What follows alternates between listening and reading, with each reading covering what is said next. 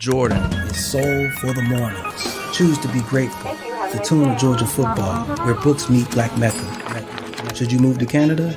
Grasping French, à la fois, tragedy in the Middle East, trumpet and freedom, and spirit, thought, and jazz. The mystery of that Basquiat, a shrimp Creole for our time, that healing saxophone thing, mixing it up Brazilian style. What feelings sound like?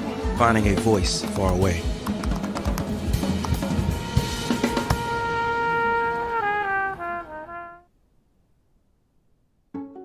Welcome everyone, and thank you for joining us for the first of the New York Times' Climate Forward Conversations this year.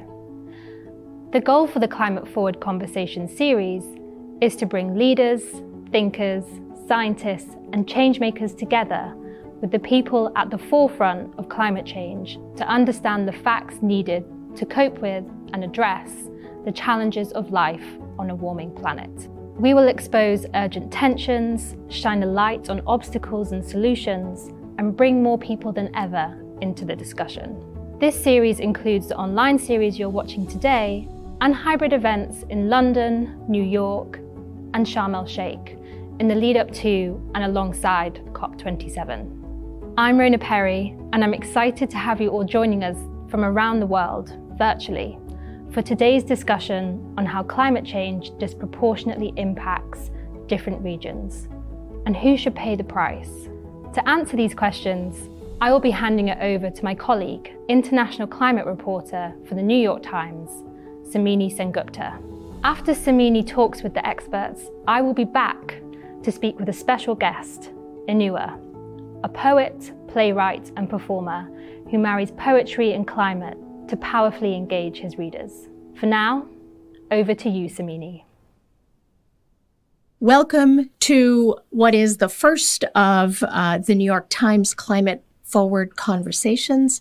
My name is Somini Sengupta. I'm the international climate correspondent for the New York Times and the anchor writer for the Climate Forward newsletter. It's a pleasure to welcome you here to this very important conversation. If we've learned one thing so far, it is that climate change presents one of the most profound inequities of the modern age. Countries and people who have least contributed to the problem are already suffering some of its most acute consequences. Look no further than the heat wave recently in India and Pakistan, or the floods that swept through South Africa in April. What does climate inequity look like? What are its implications? What do we do about it? So we're going to hear first today from folks on the streets in the city of London, one-time city of empire, one-time city of coal, now a truly global city that is itself no stranger to the impacts of climate change. After that, we're going to hear from Dr. Mahmoud Mohieldin, the United Nations high-level champion for COP27. That's the next round of climate negotiations coming up later this year. And then we will be joined by a panel of thinkers and doers from 3 continents around the world. So first to London. No, I don't know what climate justice is. No, I don't, actually. Climate justice? I've got to say no, I don't think I do. Trying to get the government to do the right thing when it comes to climate change. Those countries that are affected by those types of things are the ones that are, putting the pollution, etc. out there. So, I would say it's not fair because they're the ones that have to deal with the big problems, but obviously it's not them that's producing it. We don't have tsunamis, we don't have, these crazy storms or so on, but we have the power to make a difference.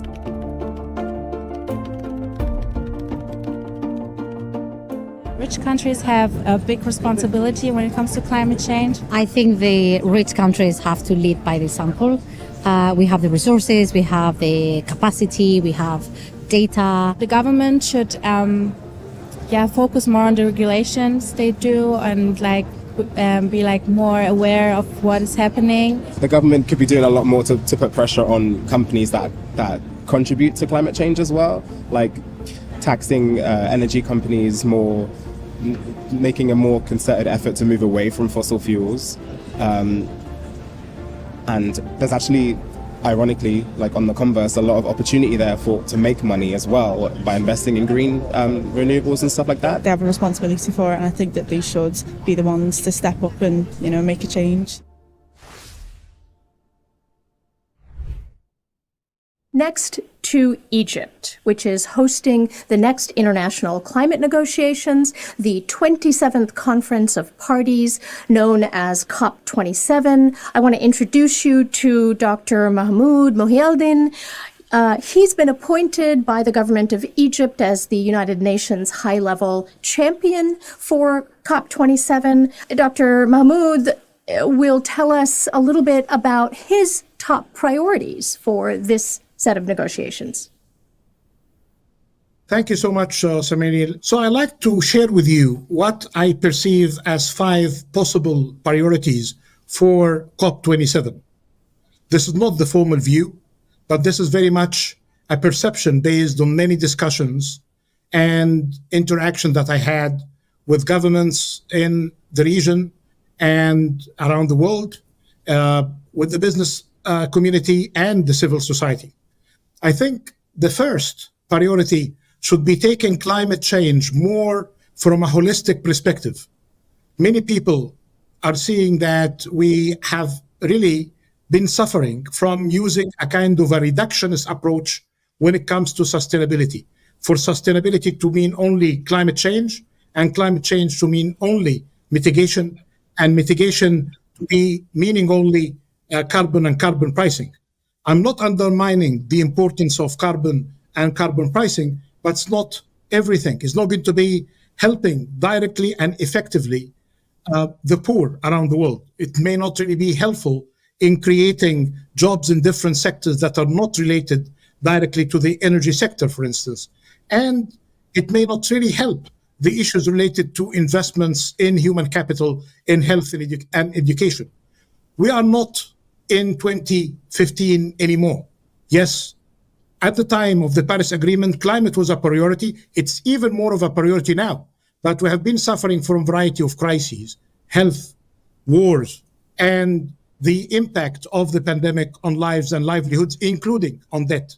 So a holistic approach that would take climate within the sustainability framework, meaning the SDGs, Sustainable Development Goals, would really make sense for many developing economies.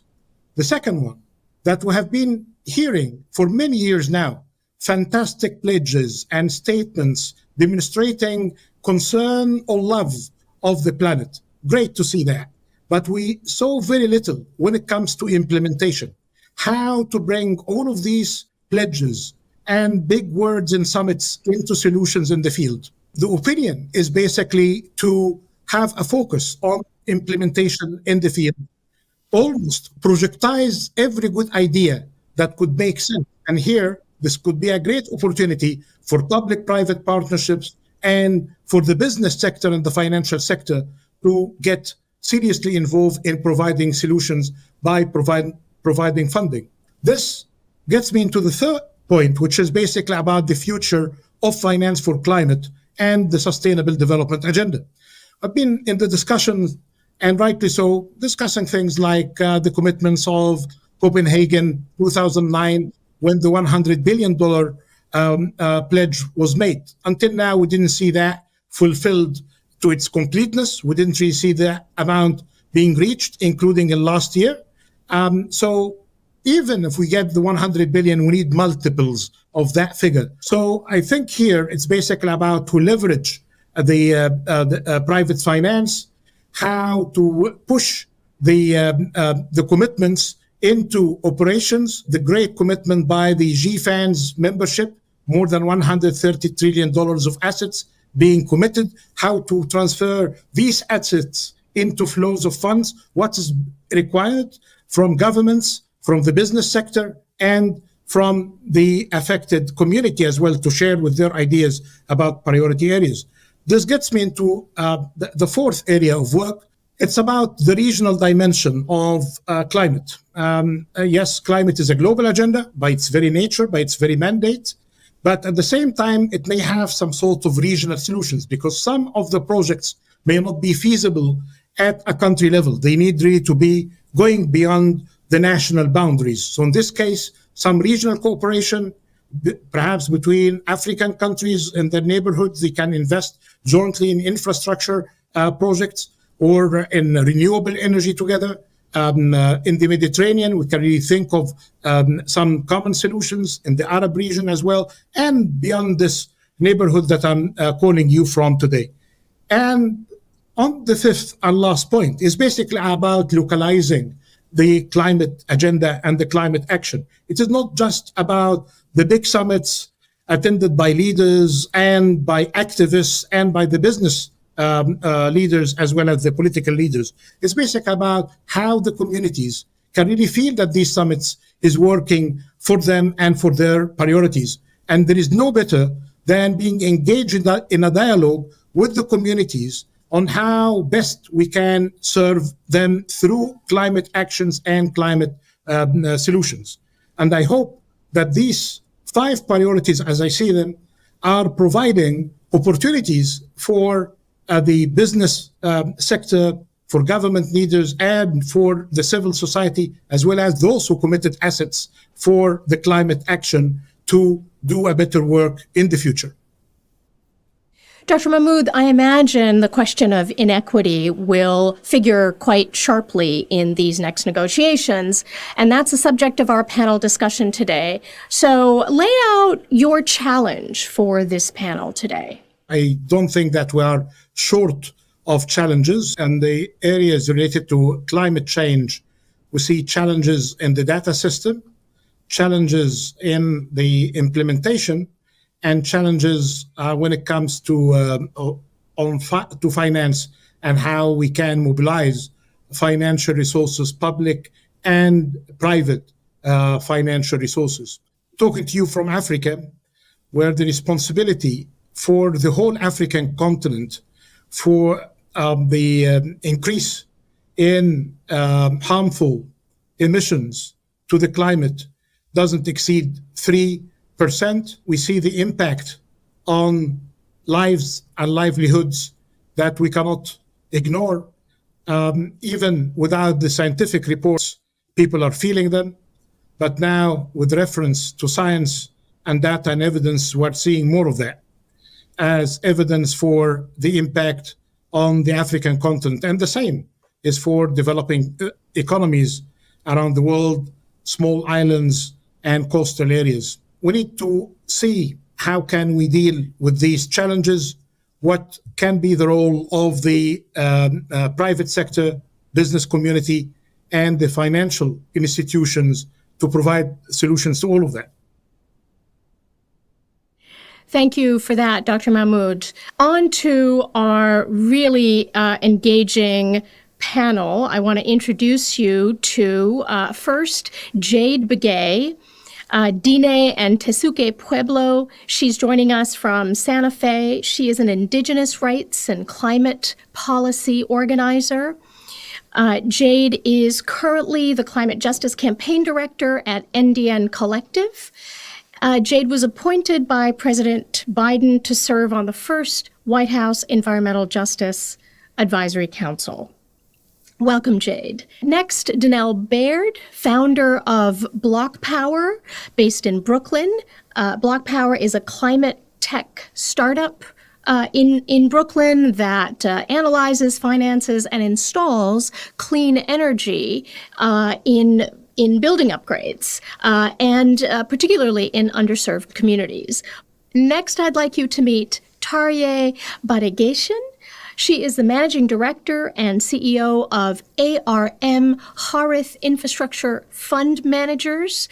This is a joint venture between ARM, and Resource Management Company Limited, a Nigerian institutional investor with $2.3 billion of assets under management, and Horath General Partners, which is a South African infrastructure fund manager with over $1 billion under management.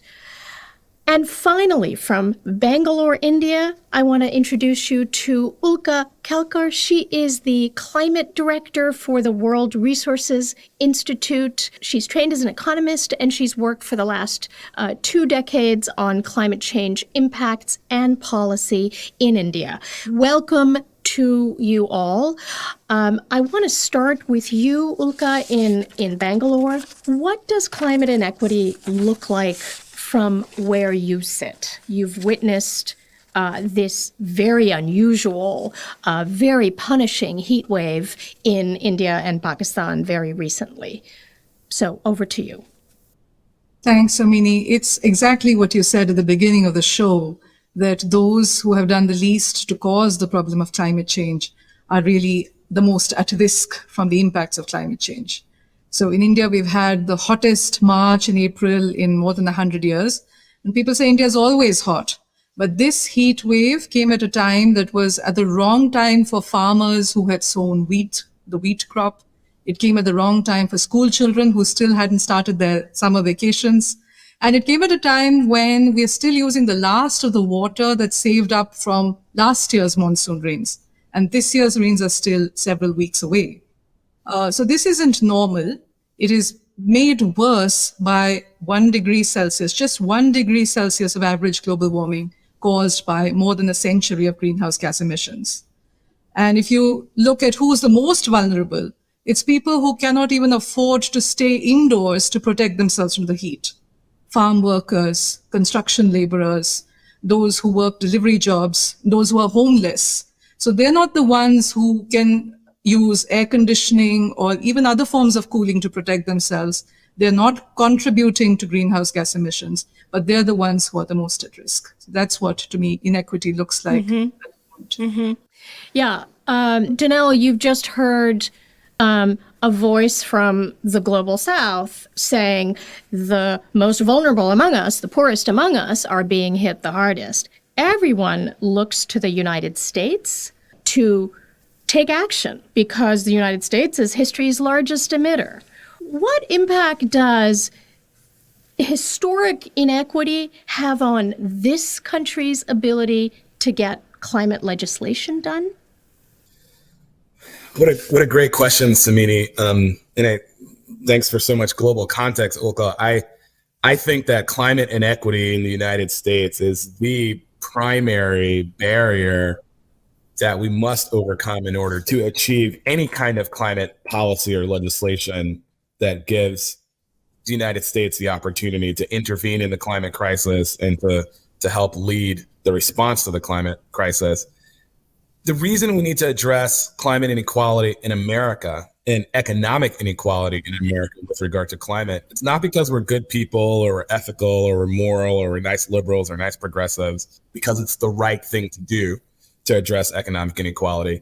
There simply is no strategic path to passing comprehensive climate legislation in America without significant leadership and engagement and participation from low-income communities and financially underserved communities. Take, for example, what's happening in the United States Senate, where the climate bill is being held up by the senator from West Virginia. West Virginia is one of the poorest states in America by wealth and lack of resources. What if we had spent the last 10 years investing in high-paying solar manufacturing jobs based in West Virginia?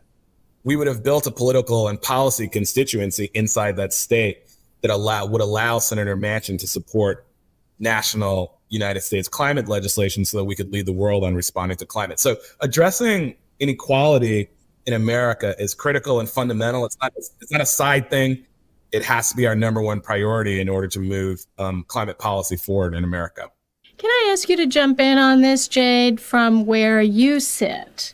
Given that there has been really no movement in federal legislation in this country, what is being done at the local level? What do you see as a pathway forward? So here at NDN, our real goal is to build Indigenous power, and this can look like building power on the political level, but also driving and building more sovereignty and self-determination when it comes to food sovereignty or energy sovereignty.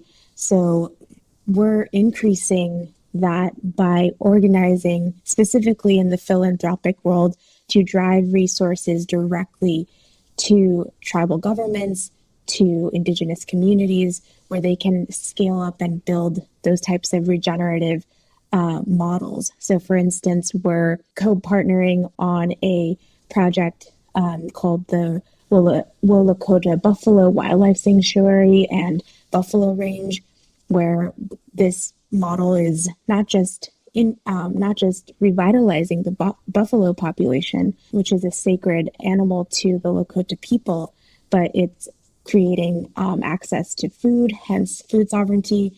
It's creating jobs through the wildlife sanctuary and the Buffalo Range. We also are working with partners in Alaska around a kelp project, again, another local regenerative model. And so these are the types of things that we're building and investing into. And I think one other aspect that we're working on and trying to just build more equity when it comes to, you mentioned, the absence of federal investment. There's a lot of technical assistance that's needed right now with some of the federal investments that are supposed to come into tribal and Indigenous communities. But there is a real gap in being able to navigate these new programs, these new initiatives. So we're working directly with tribes and with Indigenous communities to increase access and accessibility to access those funds.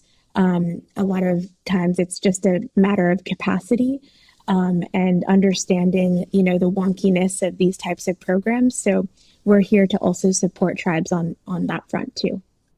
Thanks for that. Tarye, questions of equity loom over the question of what should happen next. And one argument that we often hear is, well, should countries that haven't put a whole lot of greenhouse gas emissions into the atmosphere, big countries, emerging economies in the global south, should they continue to develop new coal plants and gas pipelines and prosper in that way, as industrialized countries have been able to do? Or does that just make the problem worse? So you're an investor. I want to get your thoughts on this question. Thank you, Somini. And I think it's a very relevant question, given that I'm calling in from Kigali, where global energy professionals have come together to solve for the energy transition, as well as renewable and clean energy solutions under multiple business models. As an infrastructure investor, we've invested in a lot of energy projects in Africa. And so it's important to give some context of Africa as an example, because that is where I work. Currently, Africa has the lowest level of electricity penetration, using about 500 kilowatt hours per person per year. And if you compare that to the global average of 3,000 kilowatts per person per year, and then compare that to the American average of 11,000 kilowatts per person per year, you can see in very tangible and practical terms the stark inequality just in the level of energy utilization. Effectively, Africans have just over about a light bulb. And this is not enough to build the type of jobs, the type of economies based on industry, manufacturing, that is really needed to improve the income levels of Africa. And in order for Africa to continue to grow, there will need to be a significant increase in power, electrification. And in fact, based on the issuances today, our objectives are at the very least to take Africa to 1,000 kilowatt hours by 2030. Now, does this mean that we should do this using the pathways that the developed economies used? We believe that there are cleaner ways for us to expand our electrification, and renewable energy is going to be a significant part of the solution. Full electrification of Africa is only going to be achieved with significant increases in solar energy, and also enhancements to the grid and enhancements to storage. But definitely a big argument right now in the conversations today is about a push for renewable energy, not necessarily a defunding of fossil being the priority. However, there is an emphasis on the no more coal. And I think there's been a very successful outing by South Africa to repurpose and discontinue their coal plants. But there is continued discussions about the need for other forms of fossil, especially gas, in an interim form of a solution, just given the low levels that we're speaking of. I mean, Dr. Mohieldin mentioned the 3% emissions contribution of Africa. If you remove some of the wealthier African nations in the north and the south, this number is closer to 0.55% of emissions, which is effectively zero. And so therefore, the need for justice is really around electrification and giving Africans energy as part of justice, but giving that energy in a clean and sustainable way, not just for lighting, but for productive use, for incomes, for jobs that are really going to drive a sustained development going forward. And that type of electrification takes significant amount of capital.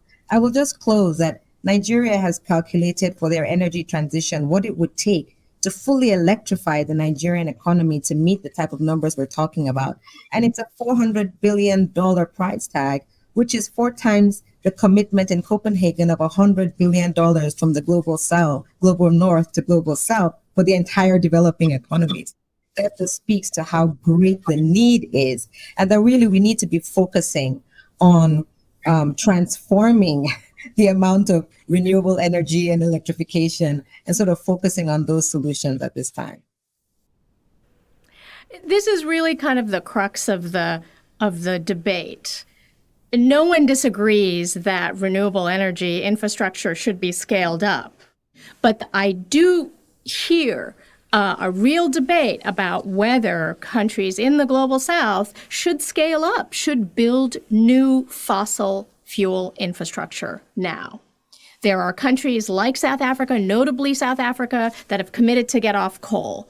There are other countries that have not committed to get off coal. And there are several countries in Africa that want to use their oil and gas resources. I wonder whether, Ulka, you have some thoughts on that, and Tarje, you have some thoughts on that, given the different perspectives that you're bringing. In India, for example, we don't have too many other choices other than coal.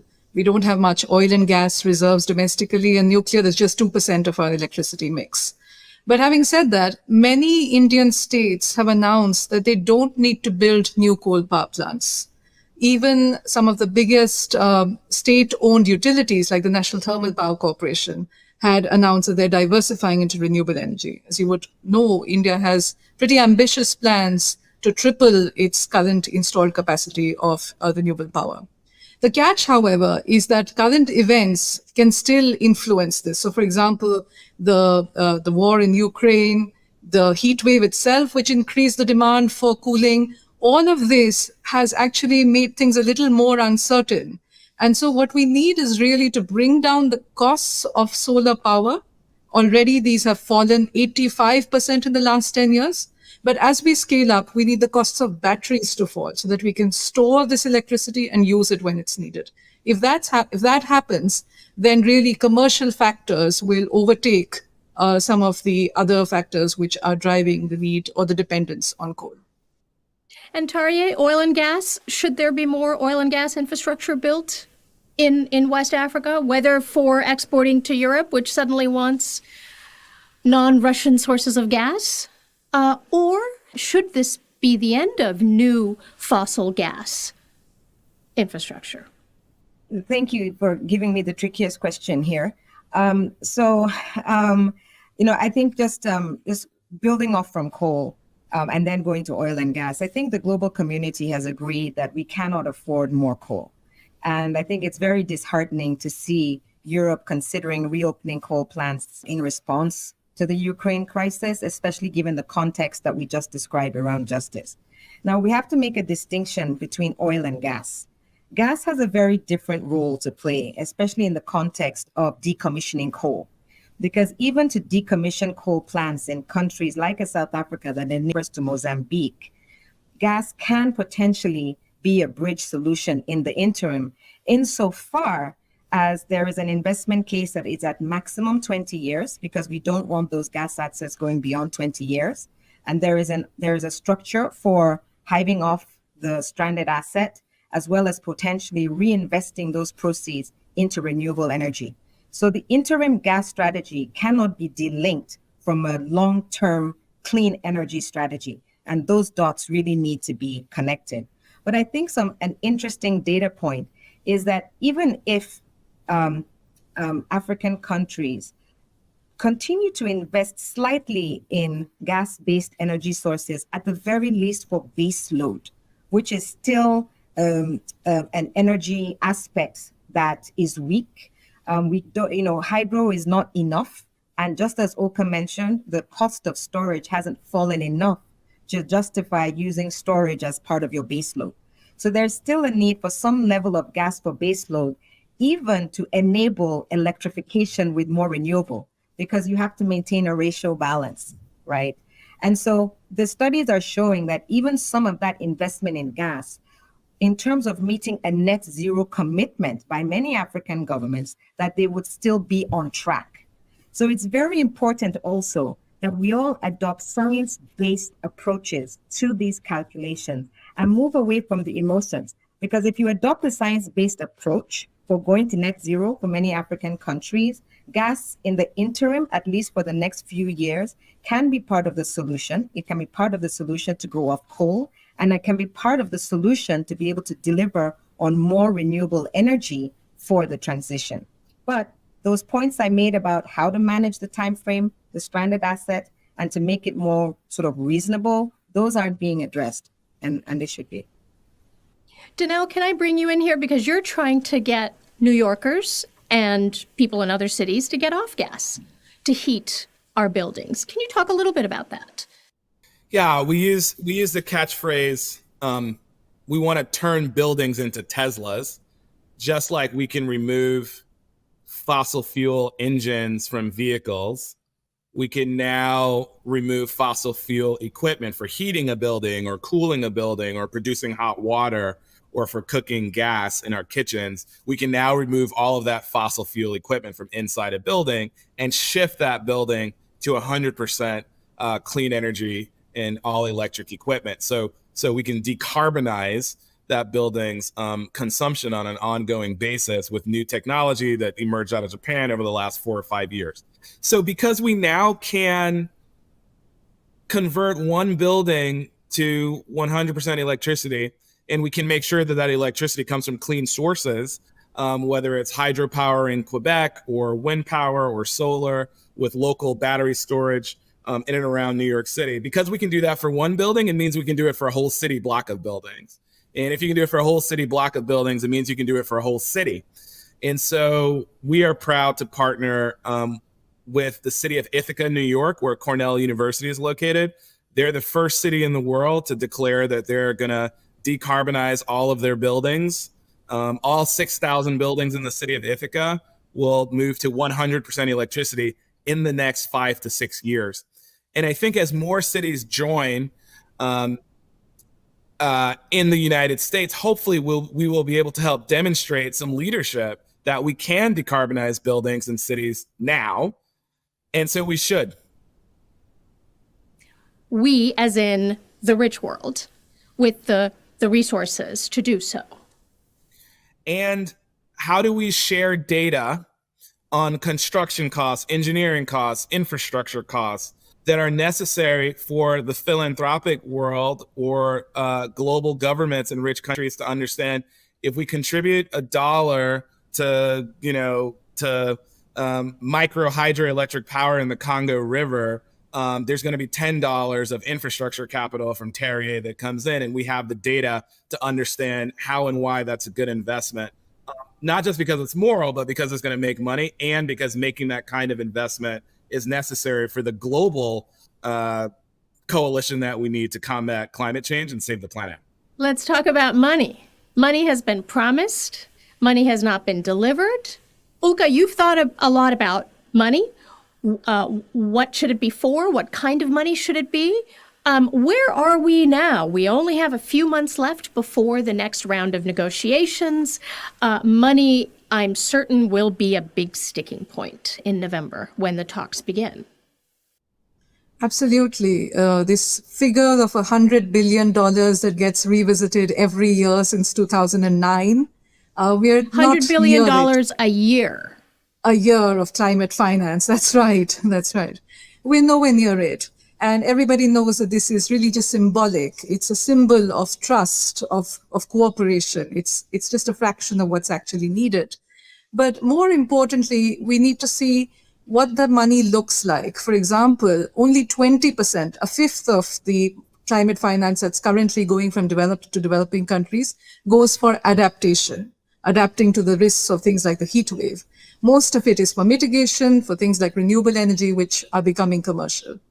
Also, we're finding that a lot of the money is in the form of loans which have to be repaid. It's not grants, it's not aid. The US, for example, less than half of its aid of its climate finance is in the form of loans.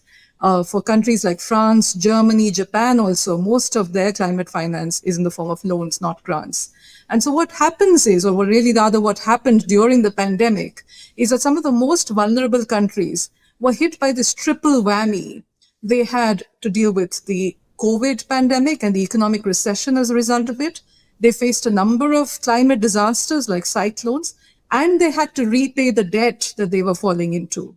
So really, this is something that is increasingly being recognized as climate indebtedness, that the form in which finance is flowing or not flowing is making things worse. And that's something that needs to be urgently addressed. And we need a sign of solidarity among all the countries of the world.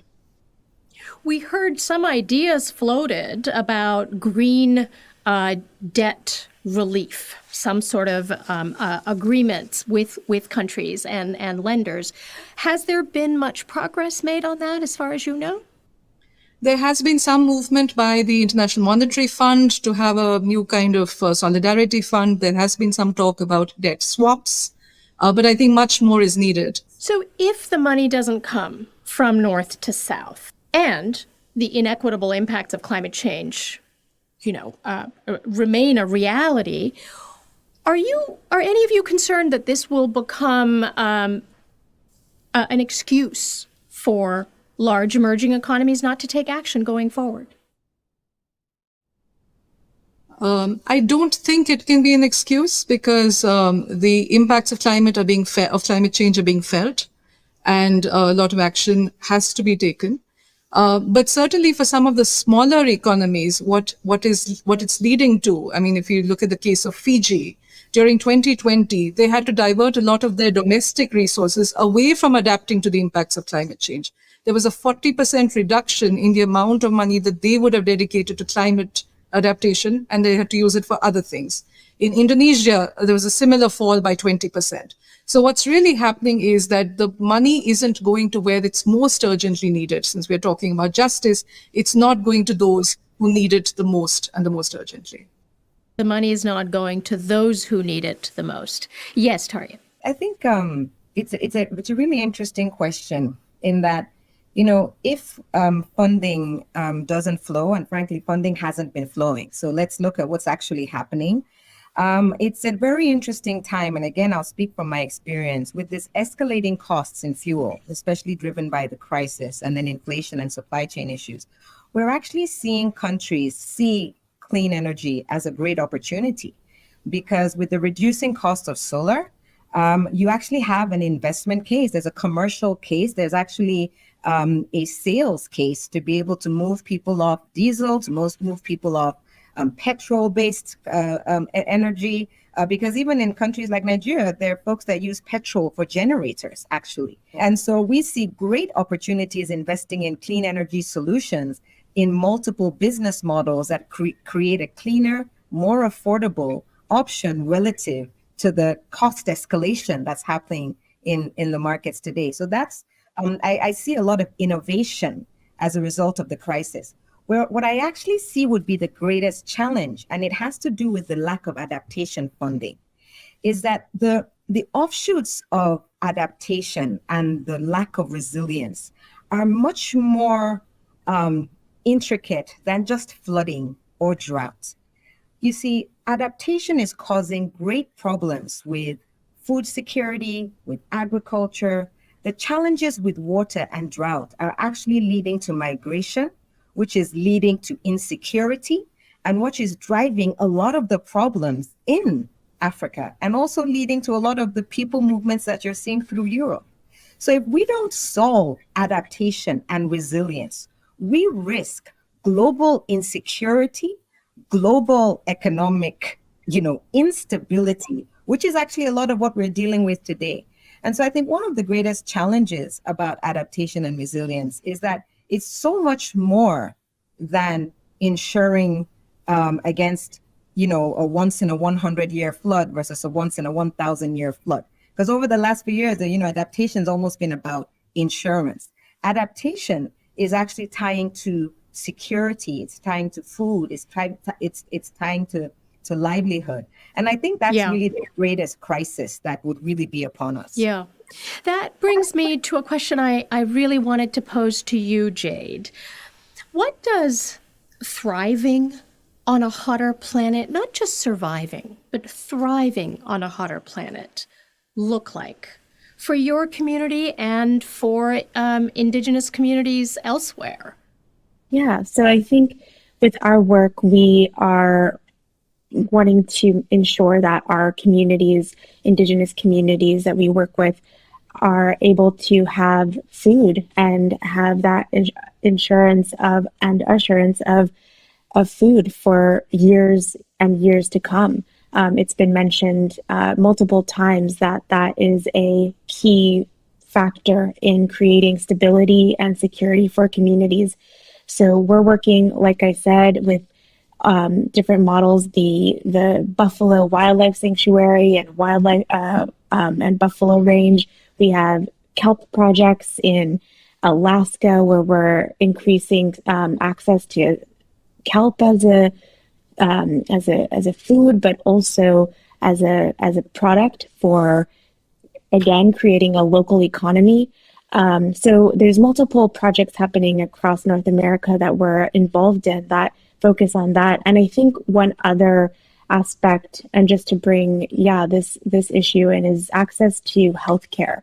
Right now, my homelands in New Mexico are on fire, the largest wildfire in New Mexican history. And this is really where we are seeing the pandemic and the climate crisis meet at a nexus point where a lot of our communities, Indigenous communities who have been impacted disproportionately by the pandemic, are now having to grapple with both the lasting impacts of COVID-19, but also extreme smoke and how that is creating a really complicated set of health problems. And as we know, in Indigenous communities, access to healthcare is a huge challenge.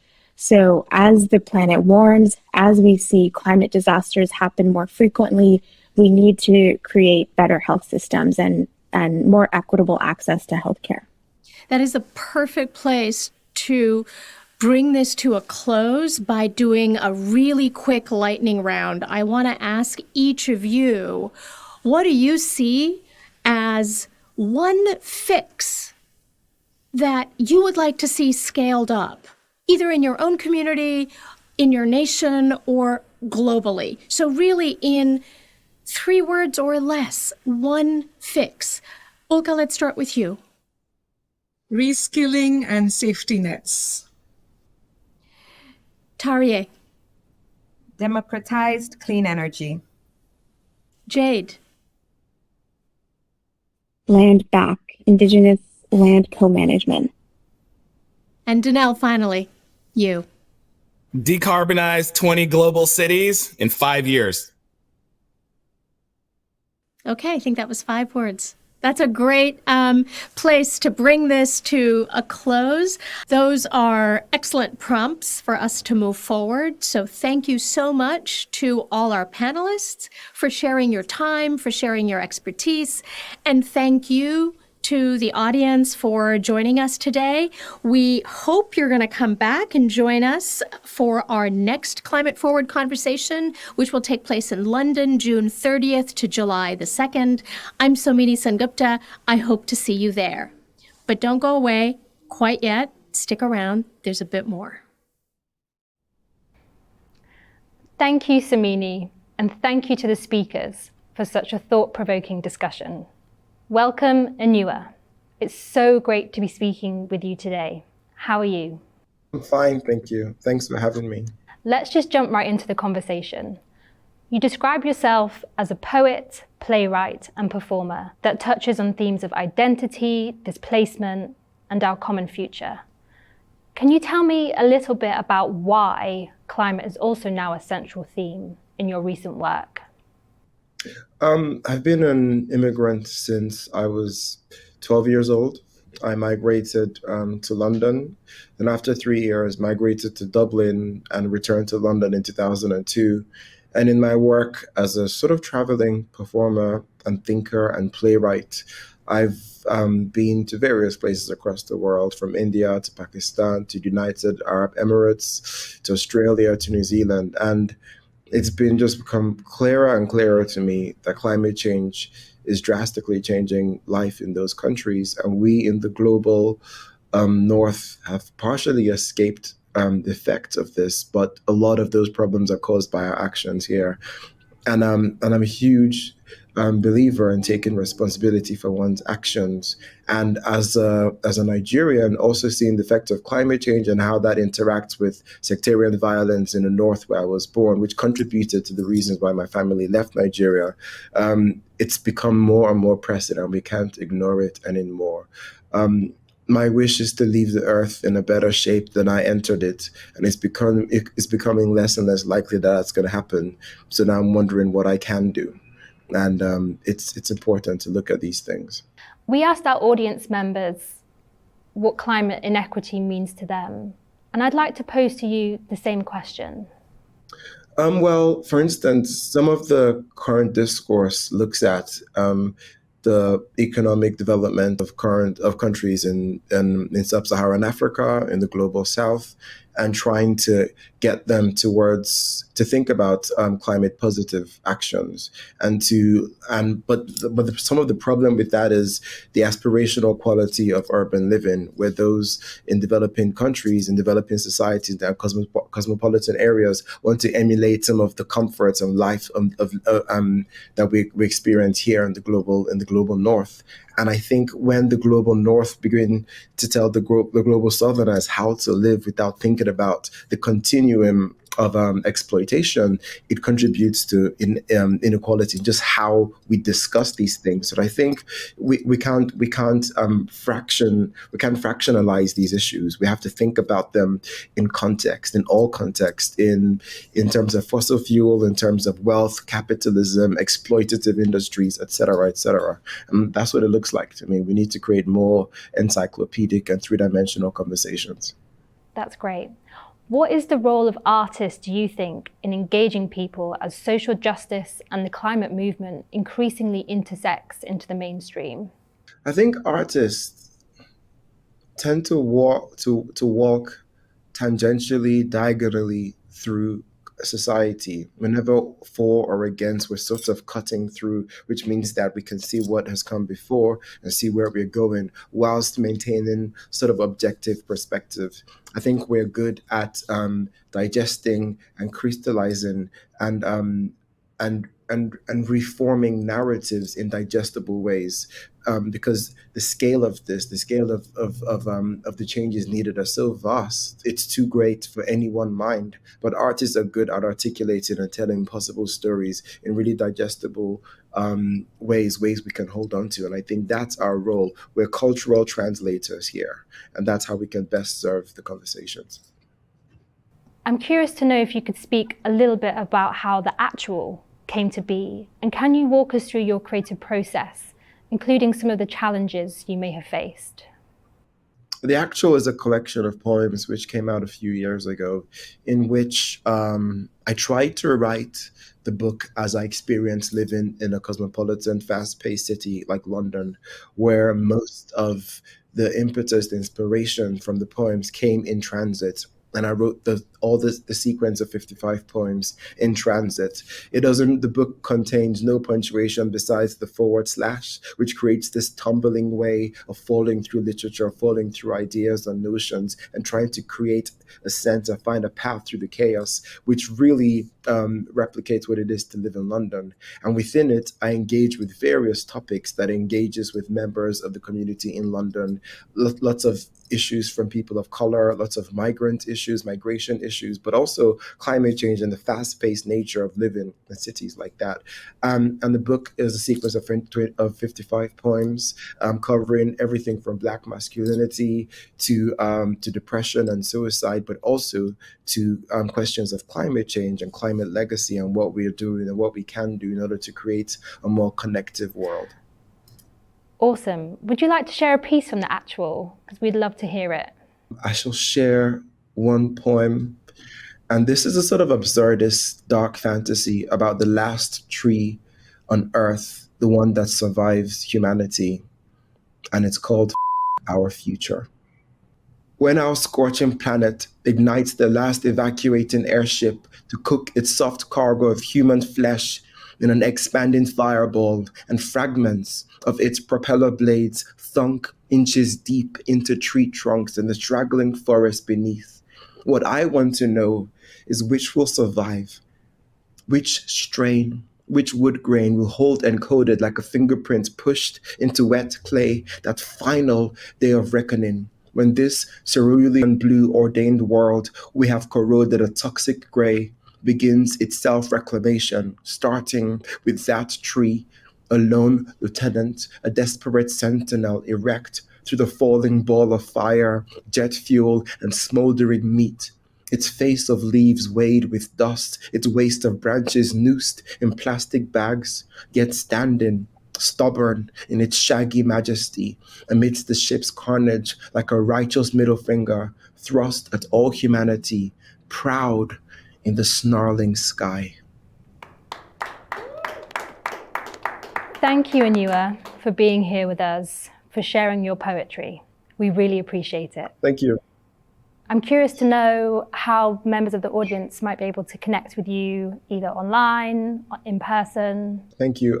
I do have social media presences on Instagram and Twitter, and I have 2 plays opening in the coming years. The first opens in September in London. It's called Antigone, which is a radical version of the classic Greek play at the Regent's Park Theatre, which opens in August.